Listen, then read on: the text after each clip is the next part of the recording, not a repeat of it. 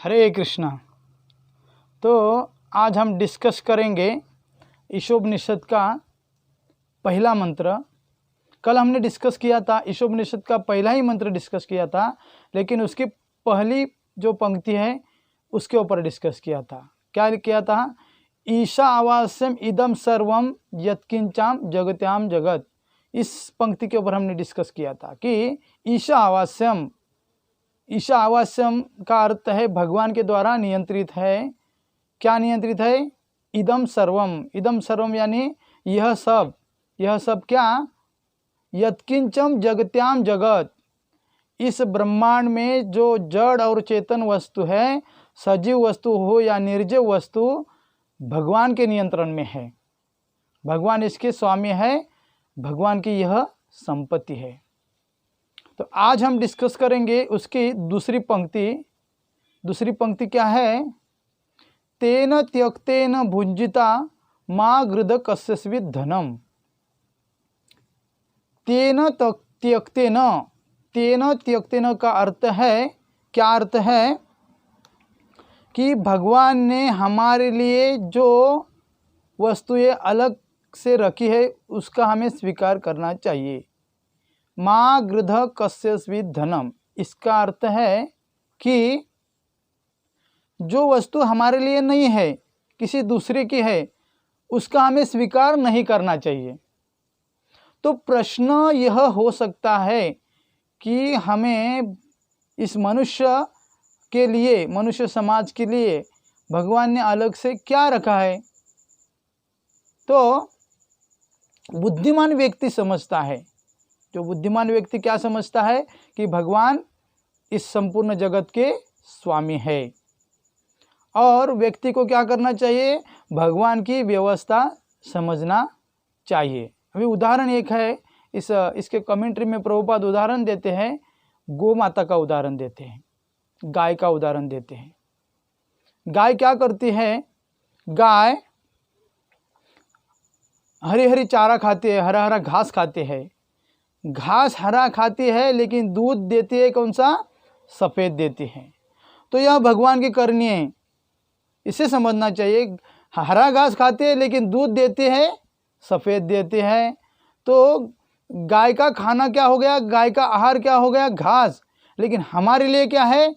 गाय का दूध। हम घास नहीं खा सकते, लेकिन दूध घास से ही बनाए, लेकिन गाय के माध्यम से हमें मिला। तो यह भगवान की व्यवस्था है, भगवान ने हमारे लिए बना के रखा है। ये तो एक उदाहरण है, ऐसे अनेक सारे उदाहरण हैं। तो समझने के लिए एक उदाहरण एक मनुष्य के लिए काफ़ी होता है। तो गाय का उदाहरण है, ऐसे बहुत सारे उदाहरण हैं। तो समझने की ज़रूरी है कि भगवान ने यह हमारे लिए अलग से बनाया है। दुग्ध आहार हमारे लिए है, केवल दुग्ध नहीं और भी आहार है, लेकिन वो आहार हम आगे समझेंगे। तो एक उदाहरण है, तो यह समझना जरूरी है। दूसरा क्या कहते हैं कि माँ गृध कस्यस्वित् धनम, हमारे लिए जो नहीं है, जो दूसरे की वस्तु है, उसे स्वीकार नहीं करना चाहिए। तो दूसरी वस्तु कौन सी है? दूसरे की, इसका उदाहरण है कि जैसे हम यह जो मकान बनाते हैं, हम घर बनाते हैं, हाँ, तो उस मकान बनाने के लिए क्या ज़रूरत होता है? क्या क्या सामान लगता है? उसके लिए मिट्टी लगती है, पत्थर लगता है, सीमेंट लगता है, लोहा लगता है, लकड़ियाँ लगती है। तो ये जो वस्तुएं हम बना सकते हैं क्या? इसका हम निर्माण कर सकते हैं? इसका उत्तर है कि यह वस्तुएं हम निर्माण नहीं कर सकते। क्यों नहीं कर सकते? क्योंकि हमारी इतनी शक्ति नहीं है, क्योंकि ये भगवान के नियंत्रण में है। पहले ही कहा है कि क्या हम मिट्टी उत्पन्न कर सकते, निर्माण कर सकते हैं? नहीं। हम पत्थर उत्पन्न कर सकते? नहीं कर सकते। लकड़ी का बीज, हम उस पेड़ का बीज लगा सकते, फिर वो अपने आप ऊपर आता है भगवान की कृपा से, भगवान की प्रक्रिया से वो हो जाता है। लेकिन हम नहीं उसको निर्माण कर सकते। तो हम क्या करते हैं? हम उसे आकार देते हैं। जैसे मिट्टी है, उसको साँचा में डाला, उसका ईंट बना दिया। पत्थर को काट के ईंट के आकार में तो ईंट बना दिया, या किसी दूसरी वस्तु के लिए उसको यूज़ किया। लकड़ी को काटा, उसका यूज़ किया, अलग अलग फर्नीचर बनाते हैं, तो उसको हम आकार देते, उसको रूप देते, हम बना नहीं सकते। तो जैसे ये सब यूज करके हम मकान बना देते हैं, तो मकान बन गया। मकान बनाने के लिए जो मजदूर है, मकान बनाने के बाद वो मजदूर नहीं कहता है कि यह मेरा है, क्योंकि वो मजदूर है, उसको उसका पैसा दिया गया है, क्योंकि उसको मालूम है कि यह किसी ने मुझे, जिसने बनाया है उसने मुझे उसका पैसा दिया है, तो यह मेरा नहीं है। इसी प्रकार हमें भगवान की व्यवस्था समझना चाहिए। ये जो सब दिया है भगवान के ब्रह्मांड में से ही लिया है हमने, ये पृथ्वी से ही मिला है हमें, उसका हम आकार दे के हमारे लिए बनाया है, घर बनाया है। हाँ, तो उसका टैक्स भी भरना पड़ता है। अगर हमारा पूरा हमारे लिए होता तो हम टैक्स क्यों भरते? तो पूरा अधिकार तो नहीं है। अधिकार है, सरकार के रजिस्टर में हमारे नाम से रजिस्टर हो गया, फिर भी भगवान के रजिस्टर में नाम नहीं हमारा। क्यों? हमारे लिए उसको उपभोग के लिए दिया है, हमने बनाया है। जब तक हमारा शरीर है तब तक हम उसका यूज करेंगे, हमारे शरीर के बाद हमारे पुत्र पौत्र उसको यूज करेंगे। तो भगवान को उसको ऐसा ही लेने वाले नहीं हैं, हमारे कर्म के हिसाब से हमें जरूर जितना है उसका हम उपभोग करेंगे। तो हमें समझना जरूरी है कि यह भगवान की व्यवस्था है, इसके स्वामी भगवान है, तो इसमें हम आसक्त तो नहीं होना है, यूज तो करना है, इसमें आसक्त तो नहीं होना है। अगर हम यह समझेंगे नहीं तो क्या होगा? झगड़ा होता है। कैसे होता है? उदाहरण के तौर पर इस आधुनिक समाज में साम्यवादी और पूंजीवादियों में झगड़ा होता है, और यह झगड़ा सामान्य स्तर पर नहीं रहा है, अभी ये अंतर्राष्ट्रीय स्तर तक पहुंचा है। लोग एक दूसरे के ऊपर कुत्ते और बिल्ली की तरह गुर्राते एक दूसरे के ऊपर। हाँ, क्या करते हैं?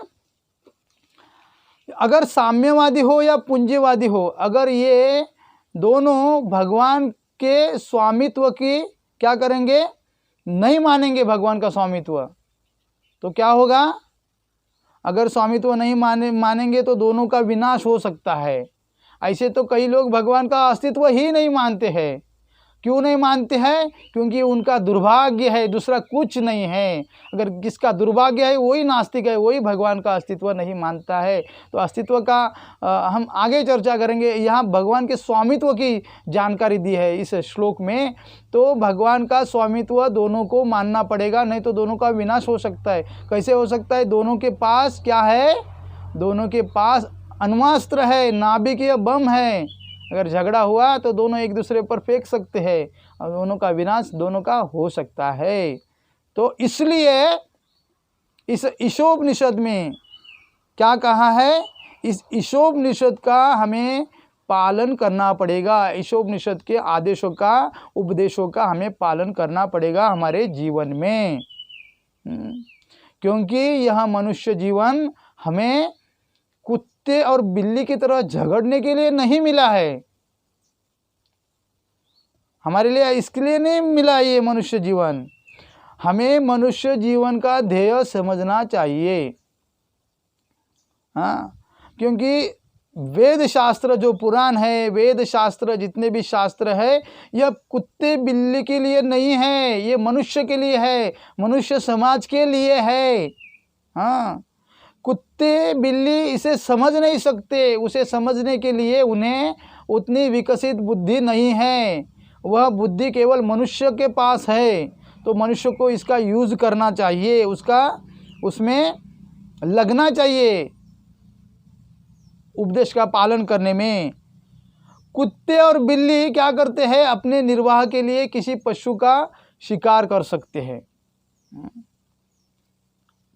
दूसरे पशु का शिकार कर सकते हैं, क्योंकि पशु और पक्षी का आहार भगवान के द्वारा निर्देशित है और पशु पक्षी भगवान के निर्देश का पालन करते हैं।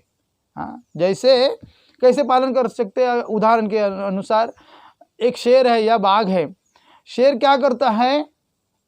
शेर मांसाहारी है, मांस भक्षण करता है।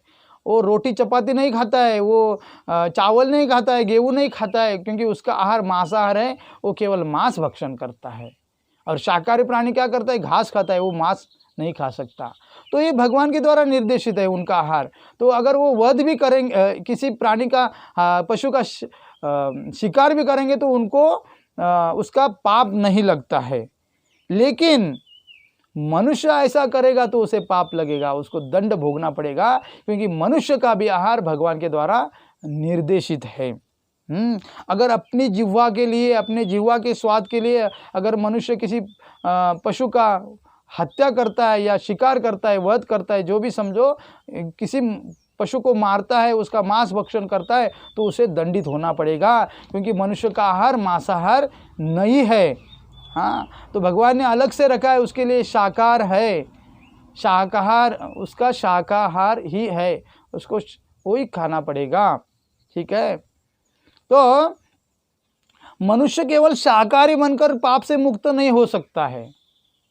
प्राणियों को तो पाप नहीं लगता है, लेकिन मनुष्य है ना, उसे लगता है केवल शाकाहार ग्रहण करके वो पाप से मुक्त नहीं हो सकता। तो कैसे हो सकता है?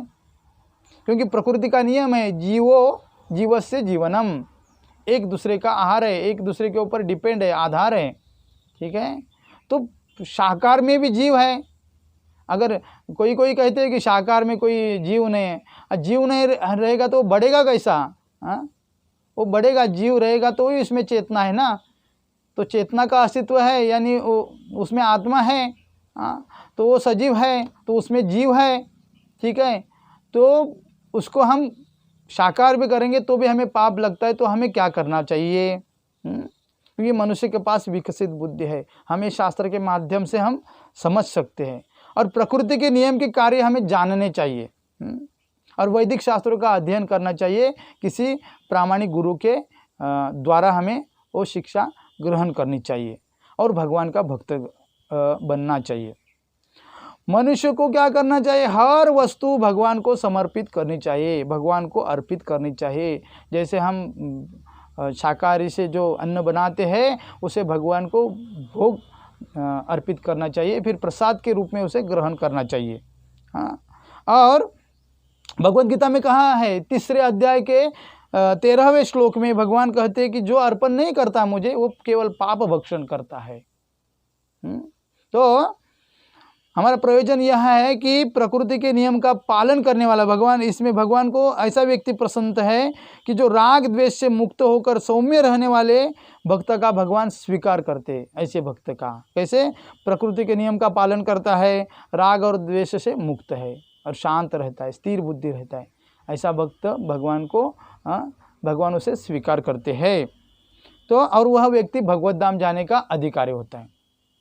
तो आज का जो श्लोक है उसका निष्कर्ष यह है कि कल और आज दोनों का मिलके एक श्लोक हो गया, कल के दिन का और आज का। तो निष्कर्ष यह है कि यह जो संपूर्ण ब्रह्मांड में जड़ और चेतन वस्तु जो भी है, भगवान इसके स्वामी है, भगवान के नियंत्रण में है, और भगवान ने हमारे लिए जो अलग से जो वस्तुएं रखी है, जैसे शाकाहार उदाहरण के तौर पर, तो हमें उसे स्वीकार करना चाहिए, बड़ी शांति से स्वीकार करना चाहिए। और हमारे लिए नहीं है, जैसे मांसाहार, वो हमारा आहार नहीं है उदाहरण के तौर पर, तो उसे स्वीकार नहीं करना चाहिए। हाँ, किसी दूसरे के समझ के उसका स्वीकार नहीं करना चाहिए। तो यह निष्कर्ष है। हरे कृष्णा। जय श्रील प्रभुपाद की जय।